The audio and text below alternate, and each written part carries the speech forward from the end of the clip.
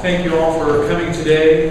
It's a great privilege to have our Congresswoman Susan Brooks and Governor Mike Pence here in Elwood surveying the aftermath of the flooding in our community. And it's my privilege to introduce our Congresswoman Susan Brooks. Thank you, Mayor. Just very pleased to be here today. I want to thank the Governor for his invitation for me to tour the 5th District and to see the damage firsthand.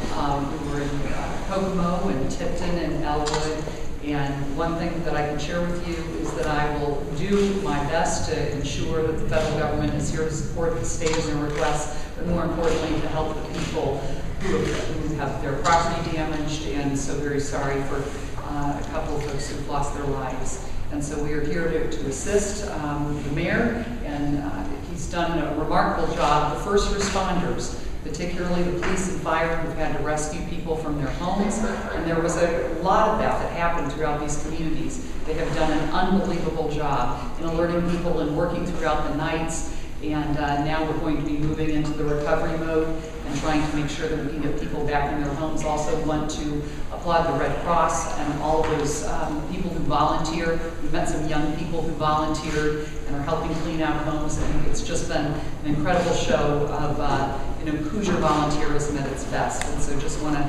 congratulate the mayor and the first responders for their exceptionally fine work.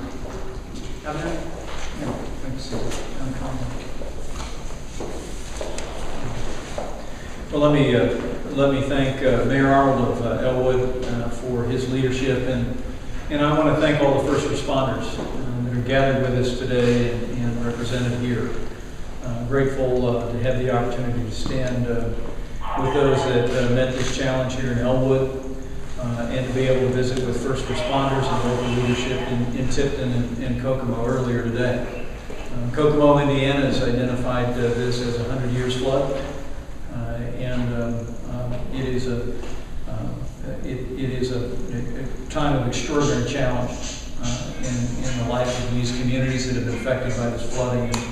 And we pledge ourselves to do the state's part in assessing the damage and working very closely with our partners on the federal level, like Congresswoman Susan Brooks, and also with the local leadership like Mayor Arnold and the other mayors that we met with today, to make sure that these families have the resources that they need and deserve to help put their lives back together.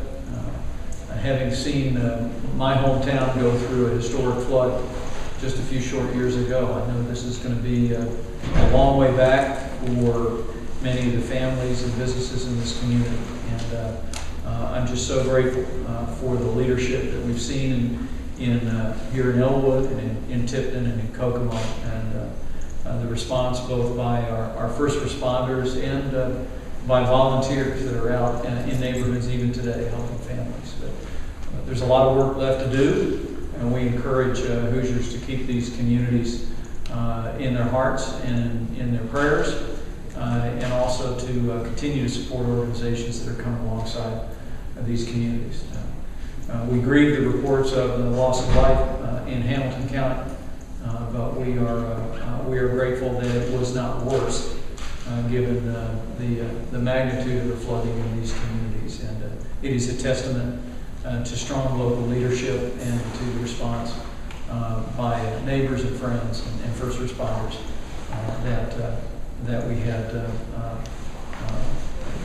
outcomes that we've had. So. With that, I'll yield the podium to the head of the Indiana Department of Homeland Security, John Hill.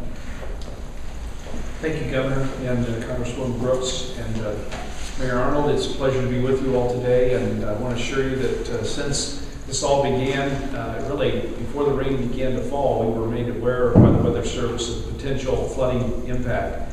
And Governor Pence, at his urging, had the team there at the State Emergency Operations Center very active. He joined us early on in that process to oversee that, and we're trying to monitor this all throughout the state. You folks bore the initial brunt of this, but now the water is going west and it'll be going south. So we want to make sure that we're attuned to the needs of the rest of the citizens of our state.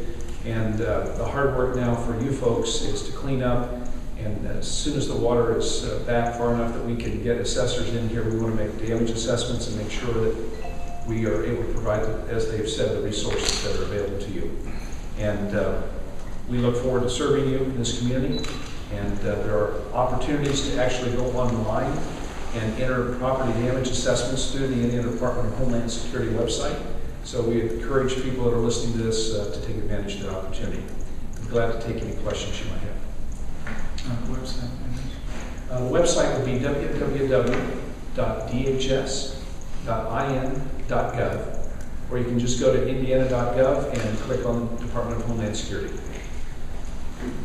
You talked about when the water recedes, you'll be able to make an assessment. Do you know about have a timetable on that? Well, we're going to be starting that very early Monday. Some of it has already begun, but the problem is people are trying to be in their homes and get back in there, and we don't want to interfere with that, but we need to be able to get into the properties and actually see the damage and make an assessment and then submit that to the appropriate authorities. Can you give an idea of how many people have been either displaced or? Sure. Here in Elwood, we estimate a minimum of 40 homes or businesses have been impacted, and in Kokomo, we think that number is higher, and Tipton, maybe up around 100 to 150 homes have been impacted over there. Do you know in Madison County total an estimate on Madison County? Well, I would say I would want to stay with the number that I gave you for Elwood. I'm not too familiar with the rest of the jurisdiction. The thing that when we look at assessment, we really look at a county-wide, so this would apply to the entire county if there's any kind of declaration. Okay. A lot of people probably don't have flood insurance. They thought, okay, this is a small stream in my backyard. All of a sudden it's in their backyard. Thoughts on how you'll help out those guys? Because sometimes... Flood insurance is a very difficult thing. As you know, if your residence is or your business is in a floodplain or a floodway, you are required to have flood insurance in the National Flood Insurance Program. For people who don't have insurance, that's one of the criteria that we actually look at for disaster loans. So we're going to be looking for 25 residences or businesses within any given county that has a 40% or more uninsured loss. Those are the rudiments that we look for in terms of solving that equation. And then once that's done, then we can make application to the Small Business Administration and seek disaster loan assistance. And it also opens the opportunity, if that declaration occurs, it opens the opportunity for us to then provide some state relief under state statute through the State Disaster Relief Fund.